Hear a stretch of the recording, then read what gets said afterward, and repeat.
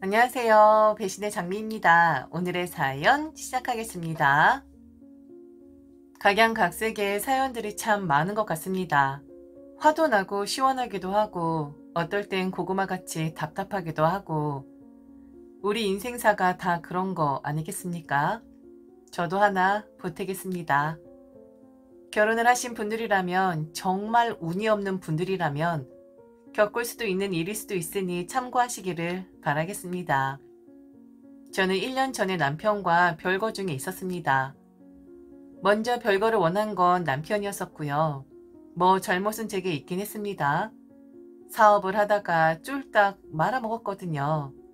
저만 말아먹었던 게 아니라 친정까지 말아먹었었는데 해결을 하려고 눈에 불을 켜고 친정 돈 끌어 쓰다가 뭐 보기 좋게 부모님까지 망하게 한 그런 케이스였습니다. 죽일 년이었죠. 저 같은 건 죽어 마땅하다 생각했었죠. 그러나 한 가지 변명을 좀 하자면 저희 집의 가장은 저였습니다. 남편이 돈을 벌긴 하는데 같이 산 지 10년 동안 이 돈 너 써라 라는 말 단 한 번도 들어본 적 없었어요. 제가 남편보다 더 잘 벌었으니까 저를 의지하며 살았었는데 정말 살면서 남편에게 10원 한 장을 받아본 적이 없었습니다. 제가 가장 힘들었던 게 뭐였는 줄 아십니까? 함께 고민할 사람이 없었다는 거예요. 우리 남편은 심각한 이야기 하는 것을 싫어합니다. 극도로 꺼려해요. 사업을 하다 보면 좋을 때도 있고 나쁠 때도 있는 법인데 뉴스에서 연일 지금 경기가 좋지 않다라고 말을 하는데도 전혀 신경을 쓰지 않습니다. 제가 분위기를 잡고 뭐 좀 이야기하려 치면 자긴 모른다고 나한테 심각한 이야기 하지 말라고 하며 자리를 떠버리곤 했죠. 그때 머리끄댕이를 잡아서라도 앉혀놓고 지금 우리 집 경제 사정이 이렇다 이야기를 했었어야 했는데 차마 말 못하고 자리 뜨는 남편놈 잡아두지 못한 제가 제일 바보 같은 사람이긴 합니다. 일을 하지만 그리고 돈을 벌어오지만 거의 집에서는 백수급으로 행동하는 남편놈 그리고 시댁이란 곳은 바라는 거 정말 많은 집구석이긴 했습니다. 비싼 물건부터 시작해서 하다못해 당신 집 정원에 꽃을 심고 싶다고 제게 꽃까지 시켜주기를 바라던 사람들이었죠. 그럼 시아버지는 어떠시냐? 아마 남편의 피가 이분한테서 온 게 아닌가 싶습니다. 남편 못지않게 모든 일을 방관하시는 분이었는데 한 가지 이 양반이 신경 쓰는 게 있었는데 그건 바로 제사였었어요. 왜 그렇게 제사에 목을 매는 건지 모르겠는데 제사 달만 되면 사람을 너무 귀찮게 하긴 했었죠. 딱히 뭘 요구하는 건 없었는데 그때가 제사다. 들어올 수 있지. 제사는 무조건 정성이다. 그러니 이번 달은 마음가짐을 잘 가져야 한다. 제사 지낸다고 해서 싫은 소리 하면 안 되는 거다. 제사는 네 자식한테 복이 가는 거니까 귀찮은 것이라 생각하지 말고 응당해야 하는 것이라고 생각을 해야 한다. 등등. 그 달만 되면 계속 전화를 해서 저 소리를 했었죠. 귀에 딱지가 앉을 정도로 말입니다. 백수 같은 남편과 시아버지, 그리고 며느리 뜯어먹지 못해 안달이 났었던 시어머니, 저와 가장 접점이 많았던 분은 같은 여자니까 어쩔 수 없이 시어머니이긴 했었는데 처음엔 이분 인생이 좀 안타까워서 우리 엄마처럼 대해보자 라는 감정이입을 하기도 했었습니다. 모든 일에 방관을 하지만 오직 제사에만 관심 있는 시아버지를 대신해서 시댁에 대소사 챙기는 건 시어머니였었거든요. 여자가 챙긴다는 의미가 뭐겠습니까? 죽도록 중노동을 한다는 거 아니겠습니까? 딱 이런 느낌이에요. 시아버지는 삼배 같은 곳으로 만든 옷을 입으시고 주름 하나 없이 뭐 아주 칼주름이 잡혀 있어요. 그에 반해 시어머니는 손도 다 굳고 몸 여기저기 안 아픈 곳이 없는 분이고 시아버지 옷 챙겨주느라 정작 자신은 대충 아무거나 걸쳐 입고 나오는 어떤 느낌인지 아시겠죠? 그래서 시어머니에게 감정이입되어서 해달라는 거 무리 되기도 했었지만 해드렸었어요. 달랑 아들 하나 있는 것도 그닥 쓸모없고 시아버지도 쓸모없는 사람이었기에 그래 나라도 좀 잘 해드리자. 나라도 저 양반에게 좀 힘이 되게끔 도와드리자 하는 마음이 있었죠. 그런데 제가 쫄딱 망했다고 했잖아요. 친정 돈 끌어들여서 우리 친정까지 망하게끔 한 딸이라고 했잖아요.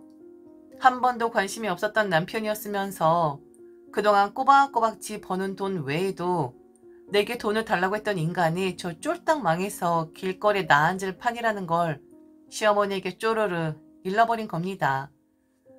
그래도 그간 정이 있으니까 얼마나 마음고생이 심했니? 혹은 얼마나 심하게 망가진 거니?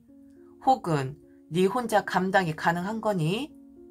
아니면 친정에서 그렇게 돈을 끌어왔다고 하는데 왜 진작 말하지 않았니? 당장 도와주지 못해도 함께 고민을 했었을 텐데 사돈 어른들 뵙기 너무 죄송스럽구나. 잘 해보려고 애를 썼을 텐데 의도치 않게 사업이 그리 된 건데 이건 너의 책임이 아니라 무능력한 우리 아들 책임도 있었을 텐데 이걸 어쩌니? 라는 말을 기대했다면 아주 크게 잘못을 저지르는 거죠. 실제로 너무 힘이 들어서 기대를 했었는데 무참히 깨지고 말았습니다. 그래도 감정교류 있었던 시어머니라고 생각을 했었는데 저만의 착각이었나 봅니다. 되게 쌍욕을 하시더라고요. 이런 게 며느리로 들어와서 집안 말아먹게 생겼다고요. 착한 당신 아들에게 조금이라도 피해 끼치면 가만두지 않겠다고. 니네 집에서 돈 더 끌어오라고. 집이라도 팔아서 해달라고 하라고. 우리 아들과 우리 손주에게 털끝 하나 피해 가는 게 있으면 너도 그렇고 니네 부모도 그렇고 싸그리 다 끌어다가 내동댕이 칠 거라고 제게 그러더군요. 위로 같은 거 없었습니다. 감히 어떻게 위로를 바랄 수가 있겠어요. 말 그대로 집안 말아먹은 여잔데 결국 저는 다시 한번 친정 부모님 망한 상태였는데 더 망하게끔 하는 세상에 둘도 없는 불효녀가 되었습니다. 우선 급한 건 막았어야 했으니까 네, 저희 친정 부모님이 마지막 보류로 가지고 계시던 아파트를 팔아 제게 주시겠다는 겁니다. 하지만 요즘도 그렇지만 당시에도 부동산 시장 너무 안 좋은 상황이었었기에 집을 내놓아도 팔리질 않더라고요. 하루 이틀 시간은 가고 독촉은 오고 결국 남편 저보고 별거를 하자 하더군요. 이혼까진 아니더라도 제 얼굴 보면 자기까지 너무 불안해지는 것 같다고 오롯이 저 혼자 감당했으면 한다는 식으로 말을 하더라고요. 정내미가 뚝 떨어지더군요. 저런 걸 남편이라고 살았다니 내가 이 인생 정말 헛살았구나 싶었는데 그런데 사실 남편 말 틀린 거 하나도 없더라고요. 제가 말 안 한 거 맞았고 남편이 잘못해서 제 사업 말아먹은 거 아니니 남편을 피해보면 안 되는 거였죠. 게다가 집에 아이도 있는데 혹시나 험악한 사람들이 집에 들이닥치기라도 하면 애한테 못 볼 걸 보여주는 거니까 그래서 별거 시작했습니다. 별거 들어가니 시어머니 저한테 아주 잘하는 거라고 하더라고요. 너만 피해보면 되지 잘못 안 한 사람들한테까지 피해보게끔 하면 안 되는 거라고.